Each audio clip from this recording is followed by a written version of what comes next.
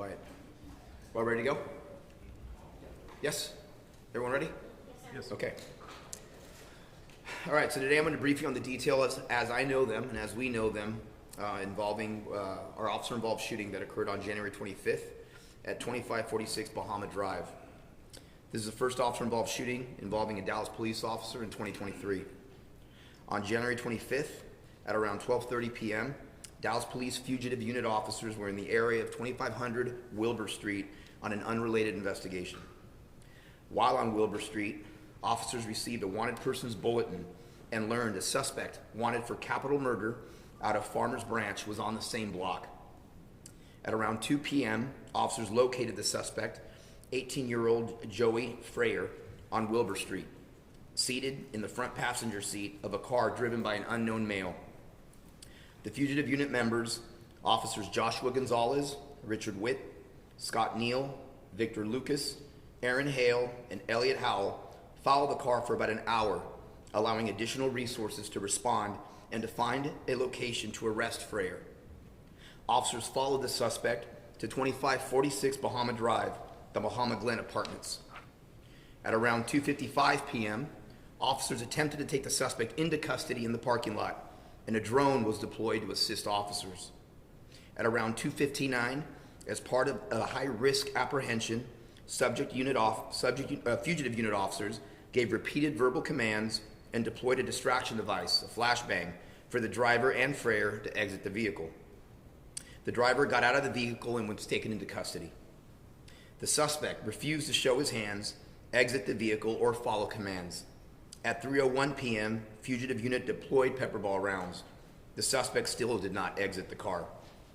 At 3:02 p.m., a sergeant monitoring video from the drone operation announced over the radio that Freyer had a gun in his right hand.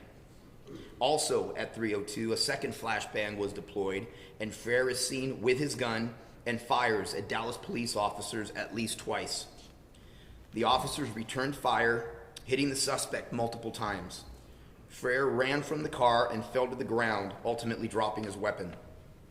Dallas Fire Rescue was called at 3:02, and at 3:07 p.m., first aid was administered by fugitive unit officers until DFR arrived at 3:18. Freyer was taken to a local hospital where he died from his injuries at 3:43 p.m. One fugitive unit officer was shot in the left foot. He was taken to a local hospital, treated, and released. The suspect's weapon was recovered at the scene, and a second weapon was recovered near the driver's seat during a search of the car by detectives. The second weapon was modified with a Glock switch. The investigation is ongoing and being investigated by the Dallas Police Special Investigations Unit. The Dallas County District Attorney's Office was notified and responded to the scene and will conduct their own investigation. The Office of Community Police Oversight was notified and responded to the scene. I want to say any loss of life is tragic, as was a loss of life that led us to this event.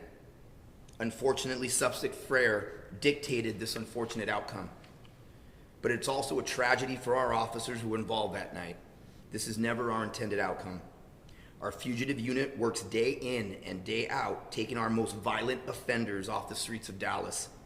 I commend their bravery that day, standing steadfast in the face of danger and remaining in the fight as they were fired upon by a violent criminal. We are fortunate that an officer was not lost on that day. These are dangerous, violent criminals they go out after each day, and our men and women, all of them, who put their lives on every day to protect and keep our city safe. In an effort, as always, to be transparent, the Dallas Police Department is releasing the body-worn camera footage of this incident, and we'll now take a look at it, and we'll be opening it up to questions when we're done.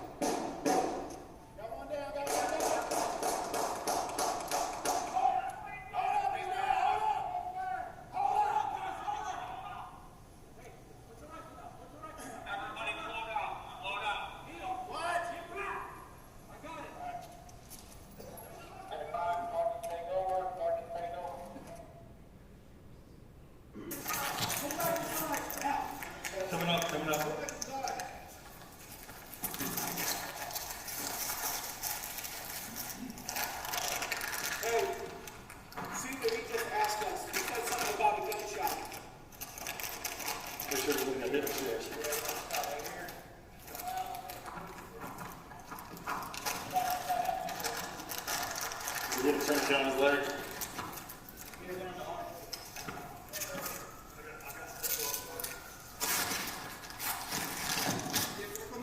Yeah, they're coming.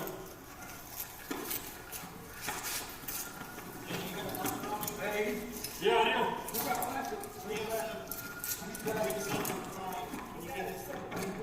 Hold on.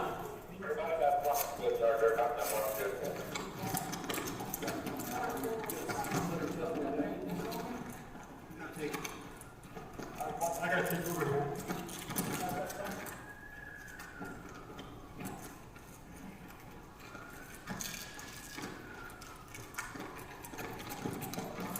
Yeah. Working it.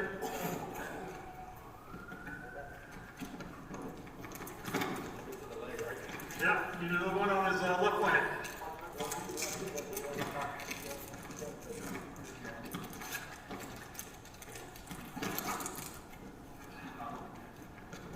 Hey, I got a chest seal. I got a chest seal in my back.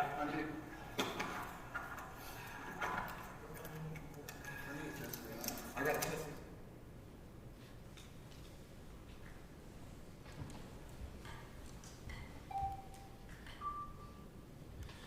Okay, questions? Chief? Yes. How many officers shot at Frere? Are they on leave? I'm sorry? How many officers shot at Frere? 6, and they are on They're leave. Yes, they're on administrative leave. How many shots, Chief? Approximately 57 between the 6 of them.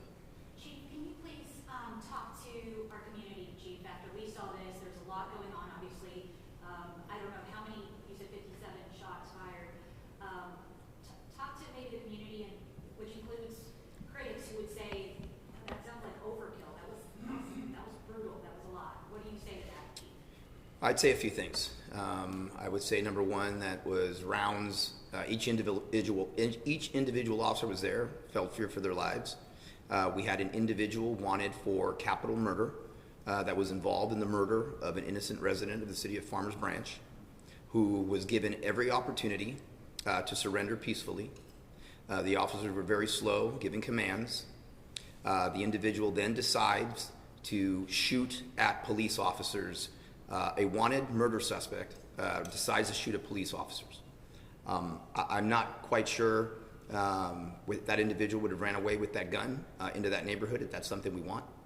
I think that's the message I'd give to our community. The fact that this individual was involved in a murder. This individual shot at police officers. And I would say that as we go through the investigation, each officer will have their specific reasoning as to why they shot, why they will fail and fear their lives, as they may or may not have seen at the time a fellow brother officer having gotten stricken and remained in a gunfight with a murder suspect, which is, and I know where we're getting at, which is very different than the incident that we're all waiting to see the video on from this evening with everything that's going on.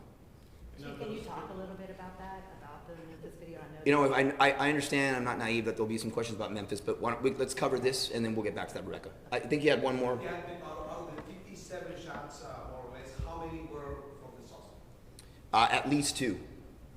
He fired at least 2 rounds at our officers. How many times was he hit? Right now, we don't know how many times he was hit. We'll get more information Chief, on that who later. fired the shot that hit the officer in the foot? I'm sorry? Who fired the shot that hit the officer in the foot? But what we believe the suspect did. The suspect. Yes. Chief, you said that the suspect was spotted, he was followed for I think an hour. So, I mean, there seems to be some sort of thought and strategy that was put into where officers confronted him. Can you explain why it happened at the apartment complex? Well, the officers, again, have to figure out where tactically is their best opportunity to take someone into custody. Where that individual stopped, they felt probably there was no fear of a vehicle pursuit, the way the vehicle was positioned. That's something, obviously, that we're always concerned about. Again, as we go into the investigation, those answers will come out with regards to why they picked that particular location. But following for an hour, I'm confident that they were trying to find out where the best position to safely take him into custody. Again, we don't want this outcome, but unfortunately, suspect Frere's decision to fire upon police officers is what led to this ultimate outcome.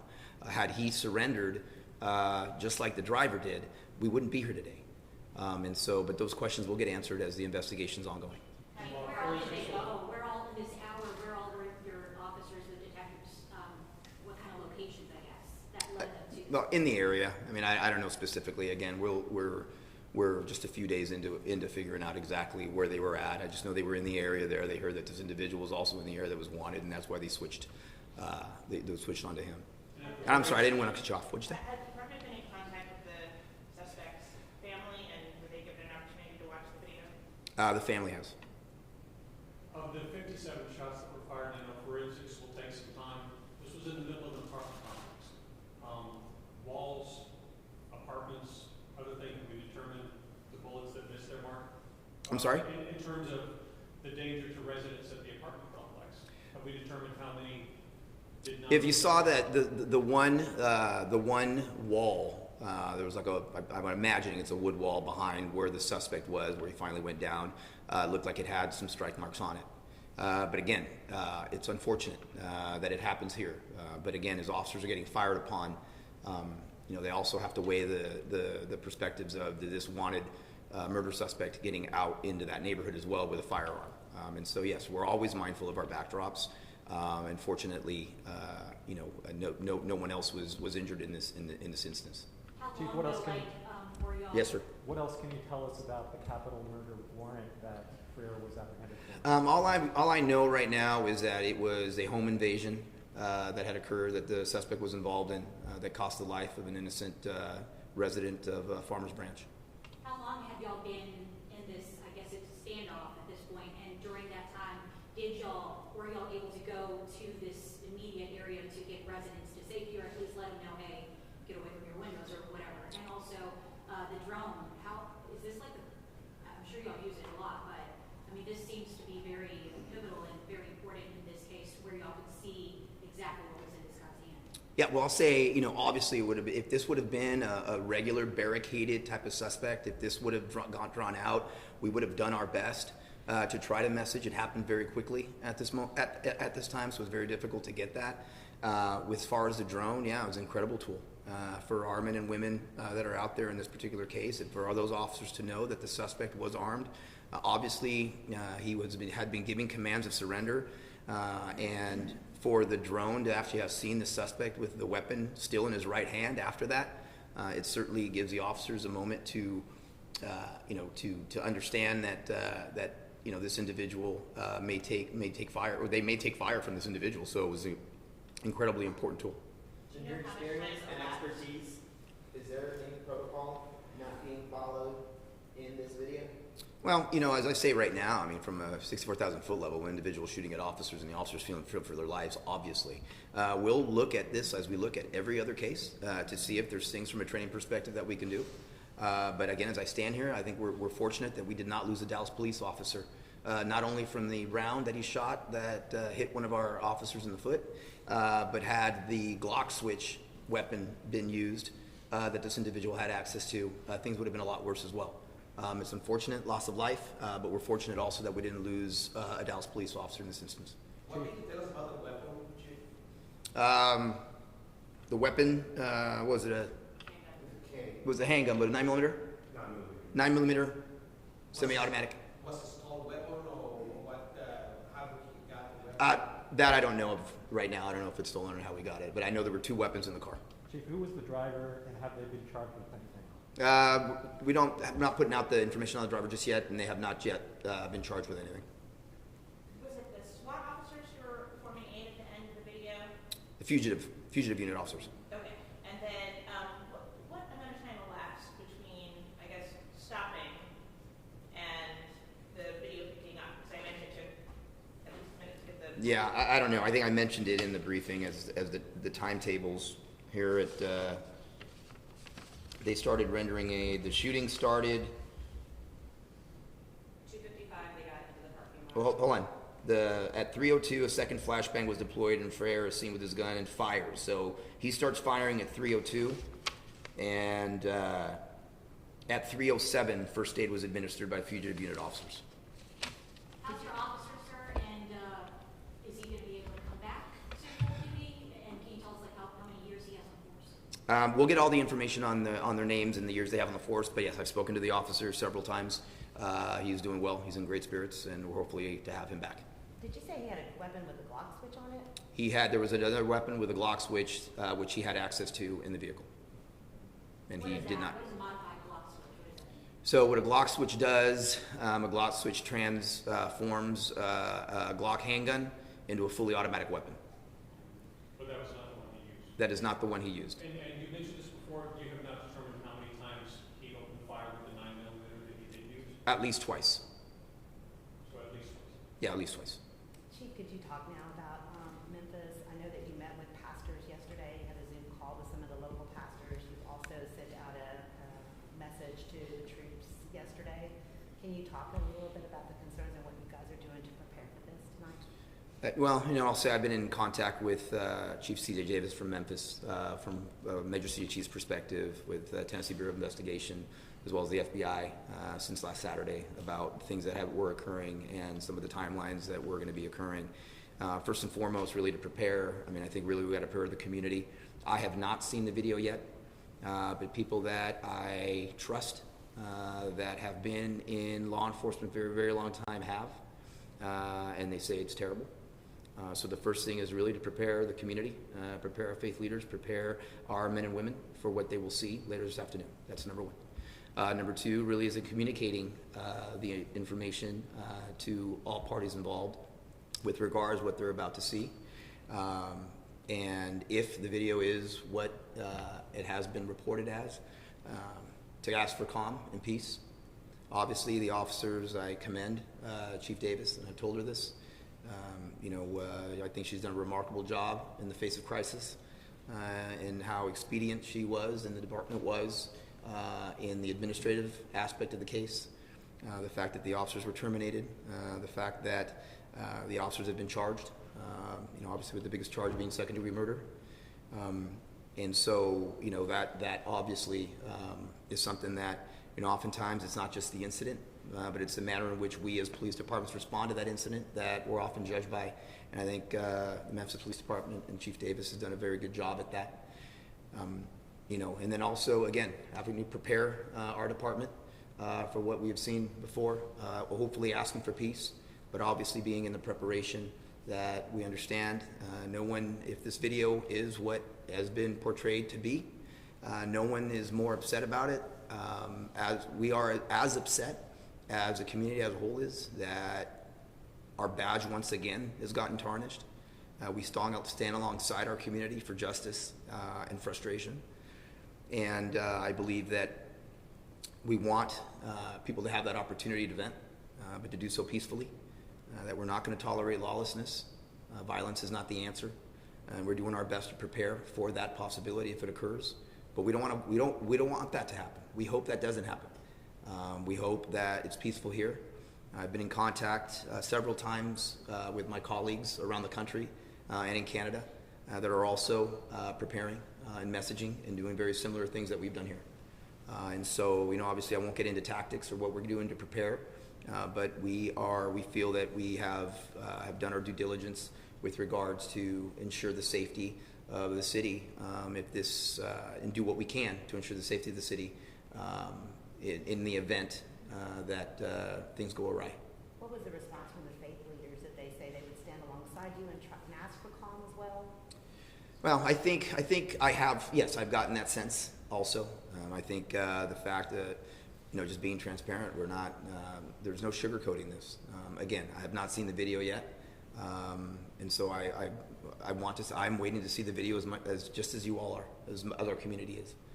But understanding and saying it like it is, everything that we've been hearing with regards to the brutality. And I believe, Chief Davis has used a lot of words to describe that. None of them are good. And so, just understanding and them knowing that we're right alongside with our community and with our faith leaders, that as a profession, we have to be better.